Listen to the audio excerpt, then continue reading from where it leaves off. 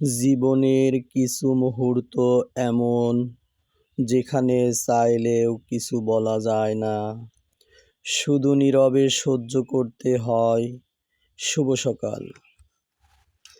আজ 24শে ফেব্রুয়ারি 2026 বাংলা 11ই ফাল্গুন 1432 বঙ্গাব্দ, আরবি 6 রমজান 1447 হিজরি, বছরের 55তম দিন।